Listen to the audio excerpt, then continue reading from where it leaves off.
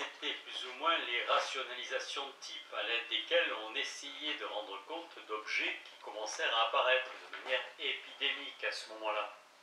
Des peintures, certes, mais tellement dépourvues de toute équivalence perceptuelle avec n'importe quoi dans le monde réel ou dans celui de l'art, qu'il semblait impératif d'expliquer leur existence. Cela jusqu'au moment où on comprit que, à supposer qu'il y eut inadéquation, ce n'était que par rapport à une théorie qui se trouvait peut-être placée face à un défi, auquel cas, eh bien, la faute en incombait peut-être à la théorie. En science, conçue idéalement du moins, nous ne blâmons pas le monde lorsque nos théories sont inadéquates. Nous les transformons jusqu'à ce qu'elles fonctionnent. Il en allait de même que de la peinture post-impressionniste.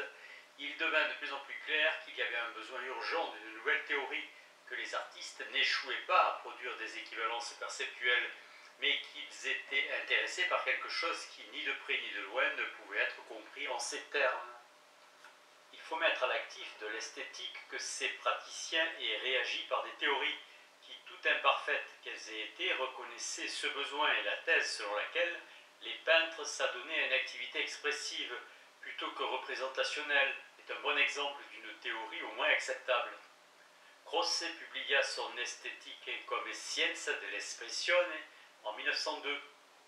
On peut donc supposer que la raie verte tente de nous amener à voir ce que Matisse a ressenti face au sujet qu'il montre, sa propre femme, ce qui exige un acte d'interprétation complexe de la part du spectateur.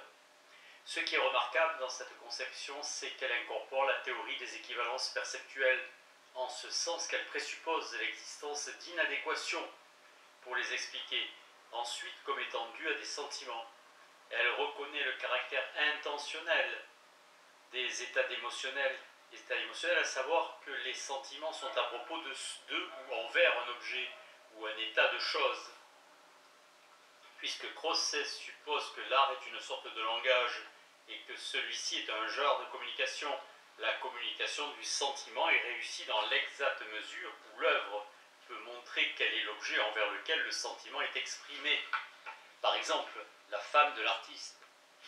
Les inadéquations entre la manière dont l'objet est effectivement montré et la manière dont il serait montré si l'équivalence perceptuelle avait été visée ne constituent plus une distance qui doit être vaincue par le progrès de l'art ou par la maîtrise des techniques de l'illusion de la part de l'artiste. Elles correspondent plutôt à l'extériorisation ou à l'objectivation des sentiments de l'artiste envers ce qu'il montre. Le sentiment est ensuite communiqué au spectateur dans l'exacte mesure où il peut l'inférer en se fondant sur les inadéquations en question. En effet, le spectateur doit élaborer une hypothèse selon laquelle l'objet est montré de telle ou telle manière parce que l'artiste éprouve envers lui tel ou tel sentiment.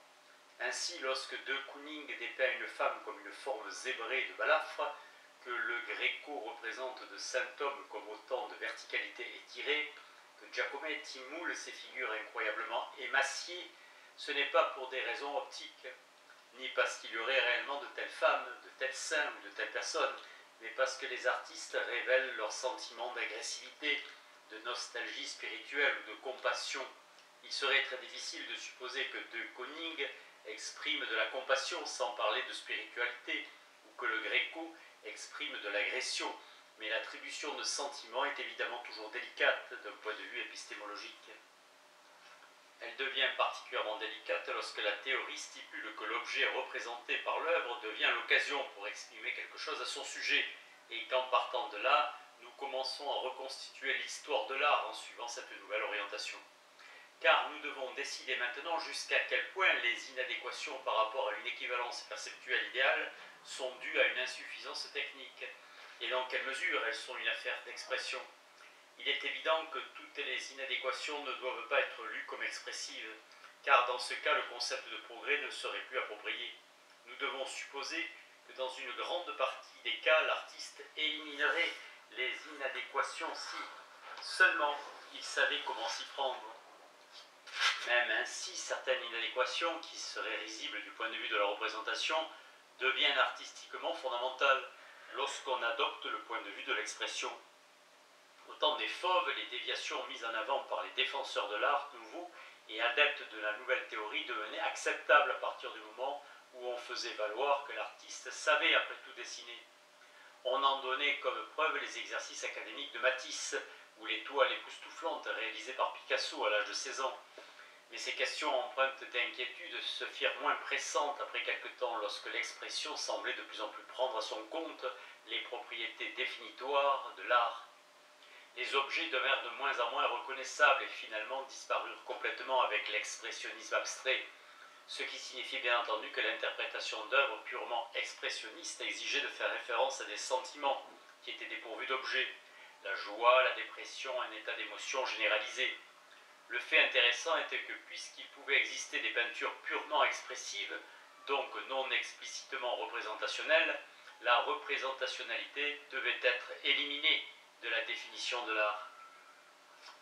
Mais ce qui est encore plus intéressant dans notre perspective, c'est que l'histoire de l'art acquiert une structure tout à fait différente. Elle le fait parce qu'il n'y a plus aucune raison de concevoir l'art comme ayant une histoire à progrès. Le concept d'expression ne permet tout simplement pas de construire une séquence de développement comme c'est le cas avec le concept de représentation mimétique. Cela est dû au fait qu'il n'existe pas de technique médiatrice de l'expression. Je ne veux pas dire par là que de nouvelles techniques de représentation ne puissent permettre de nouveaux modes d'expression. Il est évident que dans le cinéma, il y a certaines possibilités expressives qui n'avaient tout simplement pas de parallèle dans les types d'art qu'il a transformés. Mais ces nouvelles possibilités ne constituent pas un développement au sens d'un progrès. C'est-à-dire que rien ne justifierait l'affirmation que maintenant nous savons exprimer ce qu'autrefois nous ne savions exprimer que d'une manière imparfaite. Pas du tout. Alors que nous pouvons dire que maintenant nous savons montrer des choses qu'auparavant nous ne savions montrer que de manière insatisfaisante, ou pas du tout. C'est ainsi que l'histoire de l'art n'a pas d'avenir qui puisse être extrapolé conformément au paradigme du progrès. Elle se décompose en une série d'actes individuels qui simplement se succèdent. Il peut certes y avoir des sentiments qu'on n'ose pas exprimer à une époque donnée et qu'on pourra exprimer le moment venu, mais le relèvement ou l'abaissement du seuil de l'inhibition expressive appartient à l'histoire de la morale. Bien entendu, il peut y avoir une histoire de l'apprentissage de l'expression des sentiments, apprentissage qui serait comme le passage par un genre de thérapie, mais cette histoire appartiendrait à l'histoire générale de la liberté et n'aurait pas de rapport particulier à l'art. Selon Heidegger, on n'a pas avancé d'un pouce en matière d'analyse philosophique des sentiments depuis la rhétorique d'Aristote, mais cela est certainement dû au fait que l'éventail des sentiments humains ne diffère sans doute que très peu de celui d'autrefois. Il se peut qu'il y ait des objets nouveaux pour ces sentiments, ou même qu'il existe de nouvelles manières de les exprimer, mais une fois encore, cela ne saurait constituer l'histoire d'un développement. Il faut ajouter une remarque supplémentaire. Dès lors que l'art est conçu comme une activité expressive, l'œuvre d'art, nous devons l'interpréter, doit nous renvoyer ultimement à l'état d'esprit de son auteur. Pour rester réaliste, il est vrai que les artistes d'une époque donnée partagent un certain vocabulaire expressif, ce qui explique pourquoi mes interprétations désinvoltes de De Kooning, Greco et Giacometti, qu'elles soient justes ou fausses, semblent au moins naturelles. Toutefois, cela me paraît être un fait complètement extérieur, nullement nécessaire pour le concept d'expression, et on pourrait concevoir que chaque artiste puisse s'exprimer à sa propre manière, de sorte que tout vocabulaire serait incommensurable avec tout autre. Ce qui ouvre la porte à une vision radicalement discontinue de l'histoire de l'art, dans laquelle un style artistique suit l'autre, comme les îles d'un archipel, en sorte qu'en principe nous pourrions choisir n'importe quelle séquence de notre choix. En tout cas, il nous faudrait comprendre chaque œuvre, chaque corpus, dans les termes qui définissent l'artiste précis que nous étudions, et ce qui est vrai de De Kooning n'a pas forcément de rapport avec ce qui est vrai de quelqu'un d'autre. Le concept d'expression permet une telle vision des choses, puisqu'il relativise l'art aux artistes individuels. L'histoire de l'art se réduit aux vies des artistes, considérés l'un après l'autre. Il est frappant de constater que de nos jours, l'histoire de la science est considérée un peu selon cette optique, non plus dans l'esprit optimiste du XIXe siècle, qui la concevait comme une progression linéaire et inévitable vers un état final de représentation cognitive totale, mais plutôt comme une série discontinue de phrases incommensurables entre elles. On pourrait presque comparer la sémantique des termes scientifiques à celle de ces termes, tels que douleur, qui réfère à quelque chose d'autre pour chaque utilisateur, chacun parlant dans un langage privé, de sorte que si tant est que nous nous comprenions les uns les autres, nous le faisons toujours en nos propres termes.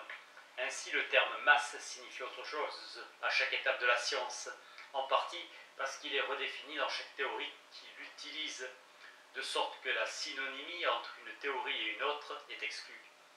Mais même si nous faisons abstraction de ce radicalisme lexical extrême, la structure de l'histoire en elle-même pourrait déjà garantir quelques degrés d'incommensurabilité. Imaginons que l'histoire de l'art soit inversée, qu'elle commence avec Picasso et Matisse, passe par l'impressionnisme et le baroque, décline avec Giotto pour finir par atteindre son sommet avec l'original de l'Apollon du Belvédère, au-delà duquel il serait impossible d'imaginer un progrès. À strictement parler, les œuvres en question auraient pu être produites dans cet ordre, mais elles ne pourraient pas avoir l'interprétation ni par conséquent la structure qu'elles nous paraissent avoir dans le cadre de notre chronologie actuelle. Picasso, pour prendre un seul exemple, se réfère constamment à l'histoire de l'art, qu'il déconstruit systématiquement. Il présuppose donc les œuvres du passé. Quelque chose du même genre est vrai pour la science.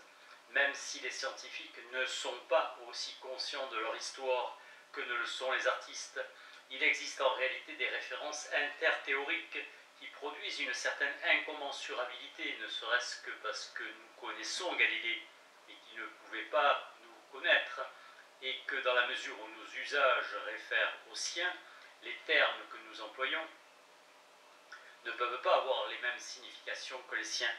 Il existe donc un sens important selon lequel nous devons comprendre le passé en nos propres termes et par conséquent il ne peut y avoir d'usage uniforme d'une phrase à l'autre. Certaines théories philosophiques de l'histoire ont attribué une place centrale à ces incommensurabilités, même si ce n'est pas pour exactement les mêmes raisons que celles que j'ai esquissées. Je pense ici à Spengler, qui a divisé l'histoire de l'Occident, considérée jusqu'alors comme une histoire linéaire, en 3 âges historiques distincts et autonomes. L'âge classique, l'âge des mages et l'âge faustien, ayant chacun son propre vocabulaire, des formes culturelles, sans qu'on puisse postuler une quelconque commensurabilité entre leurs significations. Le temple classique, la basilique à dôme et la cathédrale voûtée sont au moins 3 moments d'une histoire linéaire, que 3 expressions distinctes dans le médium de l'architecture, d'esprit culturel sous-jacent et distinct. Pris de manière absolue, les 3 âges se succèdent l'un à l'autre, mais uniquement de la manière dont une génération succède à l'autre. L'analogie portant aussi sur le fait que chaque génération atteint et exprime sa maturité à sa propre manière. Chacun d'eux définit un monde différent et ce sont ces mondes qui sont incommensurables. Le livre de Spengler portait le titre significatif « Le déclin de l'Occident » et il fut jugé excessivement pessimiste lors de sa parution, en partie à cause des métaphores biologiques utilisées par Spengler, d'après laquelle chacune de ces civilisations devait accomplir son propre cycle, en passant par la jeunesse, la maturité, le déclin et la mort. Ainsi, l'avenir de notre art est très sombre, si nous acceptons ces prémices, mais cela montre à quel point Spengler était, en fin de compte, optimiste. Un nouveau cycle commencera avec ses propres apogées, et nous ne saurions pas plus l'imaginer qu'à partir d'un cycle antérieur on aurait pu nous imaginer. L'art aura donc un avenir, seulement notre art n'en aura pas. Le nôtre constitue une forme de vie qui a vieilli. On peut donc considérer que la vision de Spengler est pleine de noirceur, ou qu'elle est optimiste selon la place qu'on attribue à sa propre culture à l'intérieur du cadre du relativisme sévère que sa théorie, comme en réalité toutes les théories que j'ai présentées dans ce chapitre, présuppose. La raison pour laquelle je souligne ce relativisme réside dans le fait que la question par laquelle j'ai commencé, à savoir si l'art a un avenir, est nettement anti-relativiste, au sens où elle présuppose réellement une histoire qui, d'une manière ou d'une autre, est linéaire. Cette différence d'orientation a une conséquence philosophique tout à fait profonde, dans la mesure où elle exige qu'il existe un lien interne entre la manière dont nous définissons l'art et celle dont nous concevons l'histoire de l'art. Par exemple, c'est seulement si d'abord nous pensons l'art en termes de représentation que nous pouvons le concevoir comme ayant le genre d'histoire qui correspond au modèle du progrès. Si en revanche nous pensons l'art simplement en termes d'expression ou comme communication de sentiments à la manière de Croce, alors il ne saurait avoir une histoire de ce genre et la question de la fin de l'art n'a pas de pertinence précisément parce que le concept d'expression va de pair avec cette incommensurabilité en vertu de laquelle les choses ne font que de se suivre les unes les autres. Même si c'est un